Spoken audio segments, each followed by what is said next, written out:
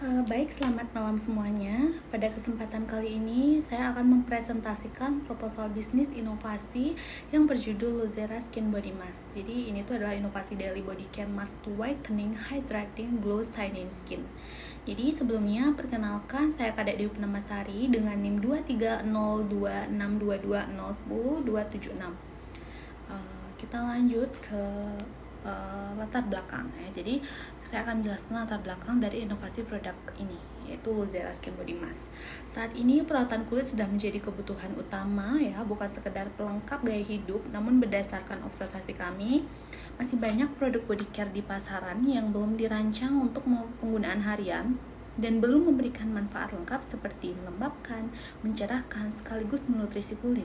Jadi dari situ kami melihat adanya peluang besar untuk menghadirkan inovasi baru, yaitu Luzera Skin Body Mask. Ya, jadi inovasi dari body mask yang aman, efektif dan praktis digunakan setiap hari. Jadi produk ini itu diformulasikan dengan bahan aktif seperti niacinamide, alpha-arbutin dan ekstrak susu, green tea dan cinnamon yang berfungsi untuk melembabkan, mencerahkan serta menjaga kesehatan kulit secara menyeluruh. Selain itu, tren self-care yang semakin meningkat di kalangan milenial dan Gen Z menjadi faktor pendukung besar potensi di pasar produk ini. Dengan menghadirkan Luzera Skin Body Mask, kami tidak hanya menjawab kebutuhan konsumen akan perawatan kulit yang mudah dan menyenangkan, tetapi juga mendukung pertumbuhan UMKM di industri kecantikan lokal. Baik, sekarang kita ke tujuan. Jadi tujuan pertama dan paling mendasar itu kami hadir untuk menghadirkan inovasi produk body mask harian yang aman dan efektif digunakan setiap hari. Jadi kami ingin mengubah pandangan bahwa body mask hanya untuk perawatan mingguan yang merepotkan. Jadi produk kami itu diformulasikan untuk menjadi bagian rutin dari daily skincare yang memberikan hasil nyata. Yang kedua, yaitu menciptakan rutinitas perawatan. Kedua, kami ingin menciptakan rutinitas perawatan kulit tubuh yang praktis, menyenangkan, dan menyehatkan. Kami percaya self-care harus mudah diakses dan dinikmati, menjadikan momen memakai masker tubuh itu sebagai ritual yang ditunggu-tunggu oleh konsumen. Lalu tujuan yang ketiga yaitu peningkatan kesadaran perawatan tubuh. Jadi tujuan sosial kami itu adalah meningkatkan kesadaran bahwa merawat kulit tubuh sama pentingnya dengan merawat wajah. Seringkali tubuh itu terlupakan. Jadi kami ingin menjadi brand yang mendorong konsumen untuk memberikan perhatian yang sama besarnya pada kesehatan kulit seluruh tubuh. Lalu tujuan yang terakhir yaitu membangun brand lokal kompetitif. Ya, dan tentu saja kami bertujuan membangun brand UMKM lokal yang kompetitif di industri kecantikan. Kami ingin membuktikan bahwa produk lokal maupun mampu bersaing baik dari sisi kualitas, formula, branding yang kuat maupun inovasi pasar. Sekarang manfaatnya. Jadi secara ekonomi, produk ini adalah mesin pertumbuhan. Kami akan meningkatkan peluang usaha dan pendapatan bagi banyak pelaku UMKM di sektor kosmetik, mulai dari supplier, bahan baku, hingga reseller. Lalu untuk sosial, ya, jadi di ranah sosial, dampak kami sangat fokus pada konsumen dan komunitas. Kami meningkatkan kesadaran masyarakat tentang pentingnya perawatan kulit tubuh sebagai bagian dari gaya hidup sehat. Jadi kami aktif mendorong budaya self-care positif yang mendukung kepercayaan diri dan kesejahteraan mental. Selain itu, kami akan memperdayakan komunitas lokal melalui kolaborasi pemasaran dan distribusi. Lalu untuk lingkungan, jadi terakhir kami berkomitmen pada keberlanjutan lingkungan. Jadi produk kami menggunakan bahan aktif yang aman dan ramah lingkungan, dan kami tegaskan tanpa bahan berbahaya seperti merkuri atau hidroquinon. Kami hanya bekerja sama dengan pihak Maklon yang telah memenuhi standar AMDAL dan CPKB, memastikan seluruh proses produksi kami tidak mencemari lingkungan. Selanjutnya ya, produk ini tuh kami beri nama Luzera Skin Body Mask. Jadi bergerak di bidang perawatan dan kecantikan. Keunggulan utama kami adalah body mask yang bisa digunakan setiap hari, bukan hanya mingguan ya. Dengan kandungan aktif seperti niacinamide, alpha-arbutin, produk ini mampu mencerahkan sekaligus melembabkan kulit. Selain itu, teksturnya ringan, cepat meresap dan memiliki aroma yang menenangkan, cocok untuk rutinitas self-care harian. Selanjutnya kita akan ke strategi pemasaran ya. Jadi target pasar kami itu adalah usia 16 sampai 35 tahun, yaitu siswa, mahasiswa dan pekerja muda. Kami memposisikan produk sebagai daily body mask yang aman dan efektif untuk kulit bercahaya. Harga kami buat pun terjangkau dengan strategi penetrasi pasar. Jadi distribusi ini dilakukan melalui marketplace seperti Shopee, TikTok Shop, dan Tokopedia, serta melalui reseller promosi kami akan memfokuskan di media sosial dengan bantuan influencer, KOL, dan challenge seperti 7 Days Glow. Selanjutnya kita akan ke aspek manajemen dan organisasi ya. Jadi dalam manajemen organisasi, struktur kami itu terdiri dari beberapa divisi utama ya. Di atas ini ada founder ya sebagai pengaruh utama. Kemudian ada divisi produk dan operasional yang mengurus pengembangan produk dan produksi. Lalu divisi pemasaran dan penjualan ini adalah divisi yang berfokus pada strategi promosi dan penjualan. Jadi mereka lah yang mengatur strategi tentang marketing dan pemasaran. Lalu selanjutnya itu serta divisi keuangan dan administrasi. Di divisi administrasi itulah yang membantu mengatur pembiayaan dan operasional terkait administrasi. Kita lanjut ke aspek hukum ya. Jadi untuk memastikan legalitas, kami juga memperhatikan aspek hukum ya. Kami sudah akan menyiapkan NIB dan TDP, izin edar BPOM, serta sertifikasi CPKB dan halal. Selain itu, kami juga akan mengurus HKI dan kontrak kerjasama dengan pihak maklon yang legal dan tersertifikasi tentunya. Jadi semua ini tuh penting ya untuk menjamin keamanan dan kepercayaan konsumen terhadap produk Luzera. Oke, kita akan lanjut ke analisis kelayakan pasar ya, yang ada yaitu profil dan potensi ya. Jadi dalam analisis kelayakan pasar, kami menilai bahwa produk ini tuh sangat potensial ya. Konsumen kami kan adalah 16 sampai 35 tahun yang aktif di media sosial, peduli dengan tren kecantikan dan membutuhkan produk perawatan tubuh harian yang praktis dan aman. Gitu. Jadi pasar kosmetik Indonesia itu tuh kalian tau nggak sendiri tuh mereka tuh tumbuh sekitar 6-7% per tahun dan masih sangat luas loh untuk inovasi seperti body mask harian ini. Jadi target utama kami itu adalah generasi milenial dan Gen Z, pengguna aktif TikTok dan Instagram tentunya. Selanjutnya kita ke analisis kelayakan pasar yang pesaing dan peluang ya. Jadi dari sisi pesaing ya, kebanyakan body mask di pasaran itu hanya digunakan mingguan dengan formula yang kurang lengkap dan kurang menonjolkan aspek relaksasi atau self care. Sedangkan Luzera itu hadir sebagai inovasi baru dengan formula aktif yang dan pengalaman pengguna yang menenangkan tentunya ya. Jadi peluang bisnis ini juga sangat besar ya, karena tren self care itu terus meningkat dan pasar body care-nya itu masih sangat terbuka, terutama bagi produk lokal yang berkualitas. Baik, kita akan lanjut ke analisis SWOT ya. Yang pertama ada strengths ya. Jadi Luzera ini memiliki keunggulan sebagai inovasi body mask harian pertama dengan bahan aktif, aman, dan kemasannya pun menarik. Jadi kualitas produk juga terjamin karena diproduksi oleh pabrik maklon berizin BPOM dan halal. Selanjutnya weakness. Jadi karena merupakan brand baru, Luzera masih perlu membangun kepercayaan dengan konsumen dan memperluas promosi. Ketergantungan pada pihak maklon juga bisa menjadi tantangan jika terjadi kendala produksi ya. Lalu selanjutnya opportunities. Jadi tren self-care dan skincare rutin yang semakin populer di kalangan milenial dan Gen Z menarik peluang besar untuk Luzera ya untuk berkembang. Jadi industri kecantikan Indonesia juga terus tumbuh setiap tahunnya.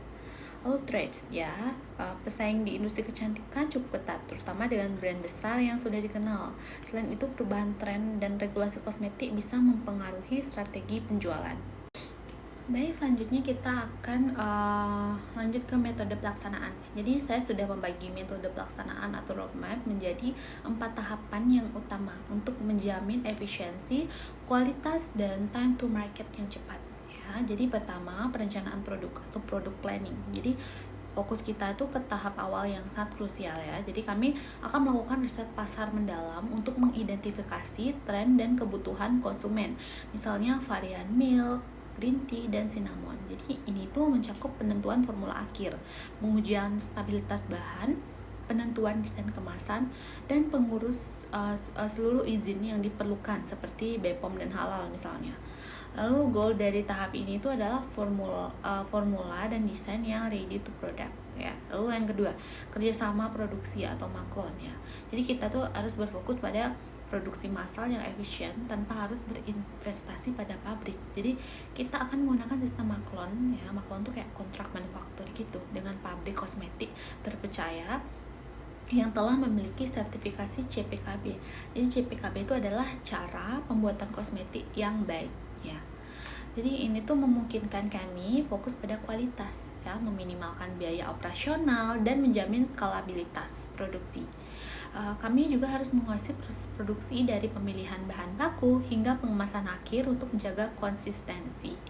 Selanjutnya yaitu pemasaran dan distribusi, marketing and distribusi. Jadi fokusnya adalah memperkenalkan produk ke pasar dan memastikan ketersediaannya ya. Jadi kita akan mengkombinasikan strategi digital marketing melalui media sosial, influencer atau KOL, dan paid ads ya. Paid ads dengan strategi distribusi multi channel, kami akan menjual melalui e-commerce atau e-commerce utama tuh kayak Shopee, Tokped, Tokopedia kayak gitu. Jadi website resmi serta menjalin kerjasama dengan distributor atau reseller di kota-kota besar untuk memperluas jangkauan offline. Selanjutnya kita akan ke evaluasi dan pengembangan ya. Jadi kita fokus terhadap siklus perbaikan berkelanjutan ya. Kita akan secara rutin mengumpulkan dan menganalisis data penjualan dan umpan balik konsumen atau kayak testimoni ya. Jadi data ini kami gunakan untuk melakukan evaluasi produk, misalnya kepuasan terhadap varian dan kemasan, serta untuk merencanakan pengembangan produk ke depan, misalnya kayak meluncurkan varian baru atau format kemasan yang berbeda agar produk kami itu tetap relevan dan kompetitif di pasar.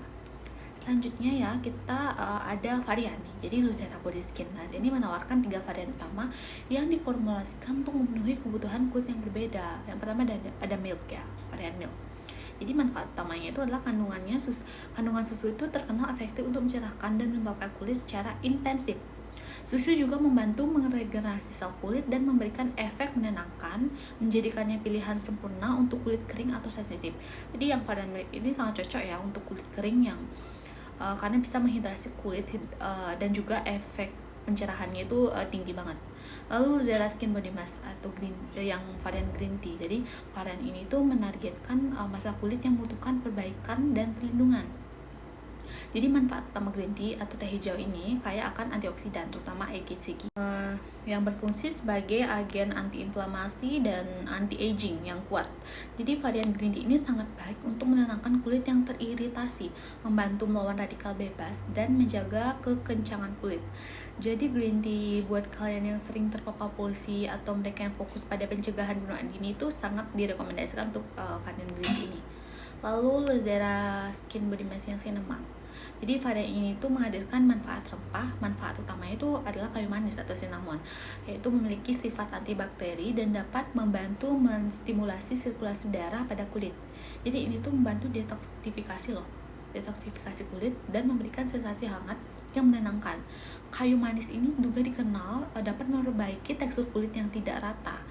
Jadi itu sangat cocok untuk yang menyukai produk dengan aroma rempah yang kuat, atau mereka yang mencari solusi ya untuk kulit yang membutuhkan revitalisasi dan impact membersihkan pori-pori secara mendalam.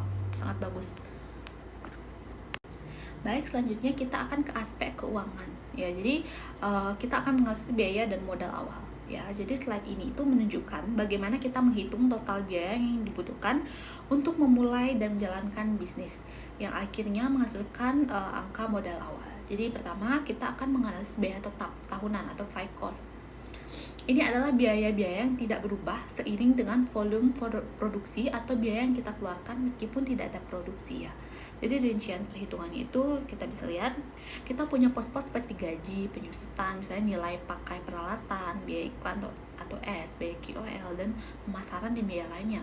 Jadi setiap pos itu dihitung untuk 12 bulan ya, kecuali gaji mungkin dihitungnya per orang atau unit.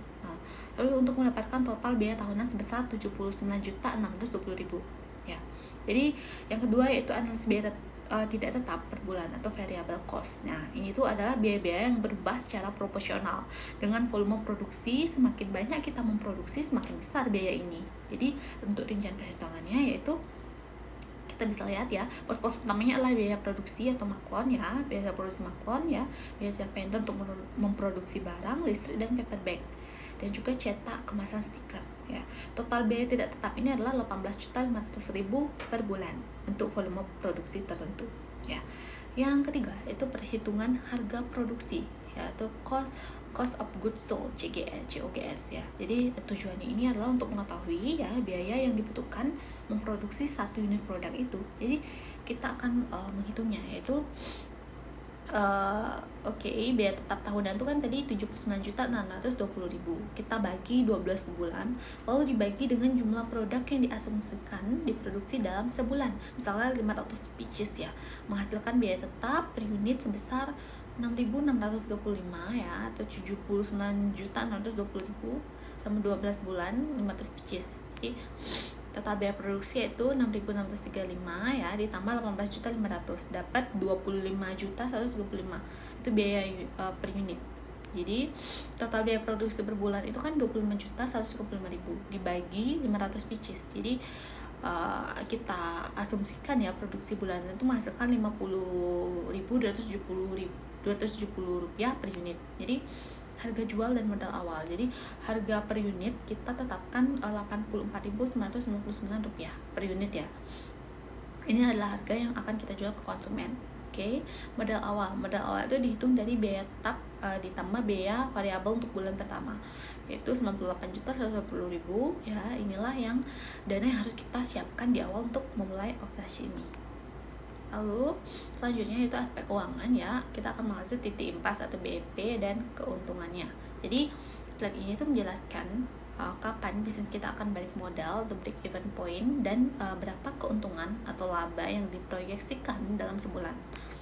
Yang pertama, analisis titik impas atau BEP. BEP adalah titik di mana total pendapatan sama dengan total biaya. Kita tidak untung dan tidak rugi.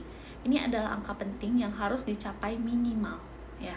Jadi perhitungan BEP produksi itu adalah BEP produksi dihitung dengan membagi total biaya produksi selama 1 bulan ya dengan harga jual per unit. Jadi kita bagi 25.195.000 kita bagi dengan 84.999 rupiah ya.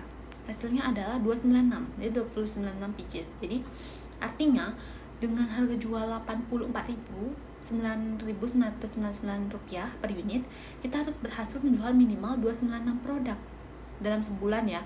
Jika kita menjual 296 produk, kita sudah balik modal, dan setiap produk yang terjual di atas angka 296 itu adalah keuntungan ya, atau profit. Lalu yang kedua, kita akan menganalisis proyeksi laba rugi ya. Ini adalah proyeksi keuntungan yang akan didapat jika kita berhasil menjual sesuai target bulanan ya. Perhitungan pendapatan dan penjualan, kita asumsikanlah target penjualan adalah 500 pieces ya, sesuai dengan target produksi di slide awal tadi itu. Jadi pendapatannya itu adalah 500 pieces, kita kalikan dengan harga jualnya yaitu 84.999 rupiah ya.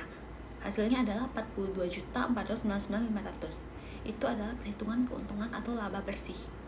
Keuntungan pendapatan kita kurangi dengan total biaya produksi yang tadi. Keuntungan tadi itu berapa? 42.499.500. Kita kurangi dengan 25.135.000. Kita akan mendapatkan keuntungan sebesar 17.364.500 rupiah. Segitu.